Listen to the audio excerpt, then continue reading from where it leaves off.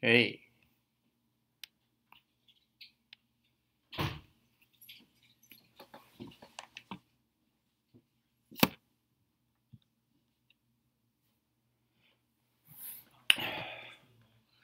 hopefully this stream works better than the last one.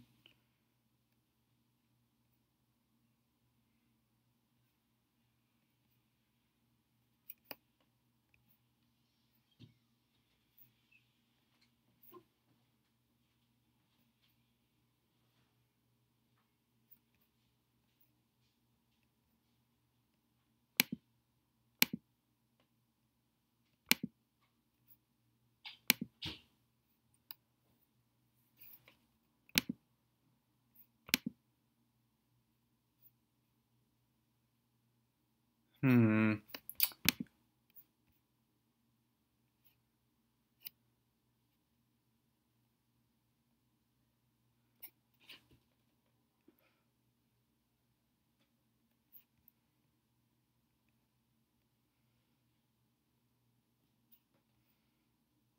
Doesn't seem to be working.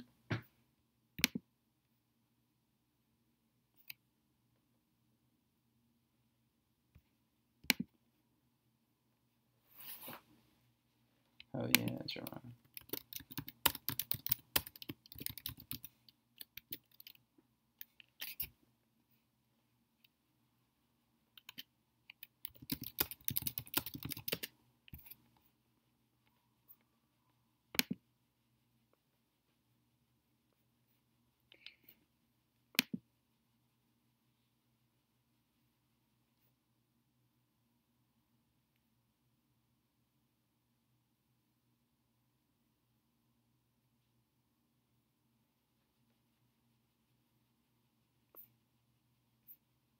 Hmm.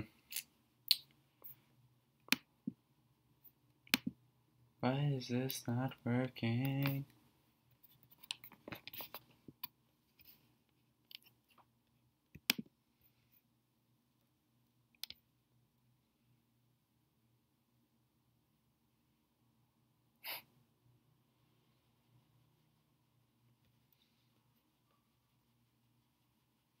So you can hear me. Okay. Thanks, John. Way to tune in. Salute. Wings and beer season for sure. This is gonna be I don't know why. I wish I could see what this looked like. That was probably a poor choice.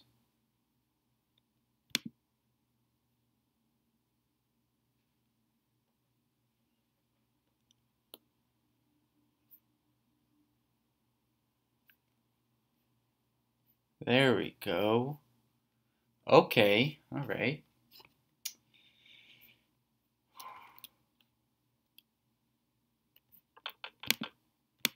All right. I'm having some technical difficulties here, but yeah, German. I mean, wings and beer season for sure, for sure. Definitely gotta include that.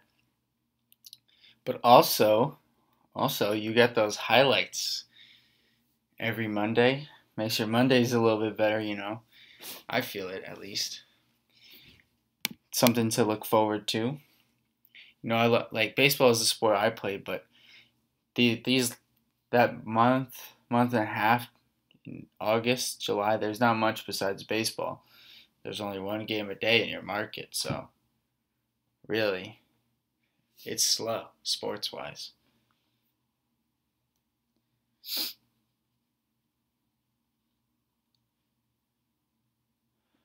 I'm excited to see what happens in this game, though. Like, how effective are the Patriots going to be in terms of coming out, attacking um, Kansas City's offense, especially taking away Tyreek Hill? Obviously, that's going to be their point of emphasis, one would think. How will the rookie Kareem Hunt perform for Kansas City? You know, that's another interesting question. Um, and, you know, Kansas City defense definitely has a penchant for creating turnovers. But I think it's just going to be too tough for them to do that in Foxborough. You know, I think it's a bit unrealistic to think that the Chiefs are going to come in. Yeah, it's about damn time here, and you know, I really think this season, you know, the Patriots they're going to kind of separate themselves, but I'm interested to see which other teams are going to move towards that upper tier, that elite tier, and I got to think. Oh, Brandon Cooks. Yeah, I'm very curious about Brandon Cooks. If he has a good game tonight, I'm definitely going to make a film breakdown on Brandon Cooks after tonight's game for sure. Him or Chris Hogan. Chris Hogan, I've heard a lot of positive things about this offseason. He ended last season obviously pretty strong. Um, and really, he played well, you know, with both. He played well with Garoppolo. He played well with Brady, obviously. And his speed, I think he has a chance to be a breakout player this year for the Pats. We'll see what Brandon Cooks does. He's obviously the big name addition, so it's going to be interesting to see what happens there with Cooks. Also, who's going to play tonight at running back for the Patriots between Gillislee, Burkhead, Dion Lewis, healthy in the beginning of the season. You know, James White, obviously, he should have been the Super Bowl MVP. He's back, so that's a question to me on what that rotation is going to look like tonight for the Pats in the backfield. And, you know, you never know what Belichick's going to do back there in terms of which weapons he decides to use. And really, after Malcolm Mitchell went on IR, it made me realize that Belichick really doesn't, when he was looking at his receivers and with the versatility of his running backs, you know, Austin Carr wasn't really as close to making the roster as I necessarily thought because, you know, they put Malcolm Mitchell in IR and they brought up, I believe, Ted Karras, the offensive lineman. And so they're going to stick with the 5 wide receivers, and that includes Matt Slater. And so, you know, really, those running backs are going to be in the slot. I wouldn't be surprised if you see, 5 to 10 plays with 2 running backs in the game tonight. And I'd be, I think that's a safe bet to make for these Patriots. Obviously, Gronk's going to play a ton, and they're going to use Dwayne Allen in 2 tight end sets. And the receivers between Cooks and Hogan, I think, yeah, I agree. You never know what Belichick is going to do, but you know that's just what I'm thinking. And you know, I think Amendola has proven that, you know, especially last season, he was able to stay healthy for the first time in a while, and when he's able to do that, he can make some plays for you. So that's going to be interesting to see. I don't know. I'm excited. I'm just ready to go here. I want to see what happens and then dissect it. And really sit back and try to figure out what Belichick's game plan was. Why did he do things this week the way he did, and then next week fully expect a totally different game plan and outcome. Or probably the same outcome, but totally different game plan. Patriots win. But, yeah, and what else am I excited for? Malcolm Butler. Yeah, Matt Slater. Malcolm Butler, you know, he didn't start off the preseason all that hot. He had a tough game against the Texans. I believe, not against the Colts, but their third game of the preseason. He also didn't play amazing. And so, you know, this is a big season for him. Obviously, the end of his contract. And they gave Stephon Gilmore all that money, so are they going to give him a big deal as well? Is he playing for some other team to pay him? So he's got to have a good season to secure a nice contract. So he's going to be an interesting one to watch as well as, you know, the aforementioned Stephon Gilmore. How's he could have produced at that big contract he just landed? And so that's going to be fun to watch. Obviously not the most refined of wide receivers, I'll say at the very least. Tyreek Hill's a special talent, extremely fast.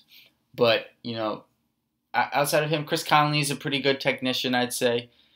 But really, the Chiefs wide receivers, then it's not the most special group. Now, obviously, Travis Kelce is a force to be reckoned with out of the tight end position.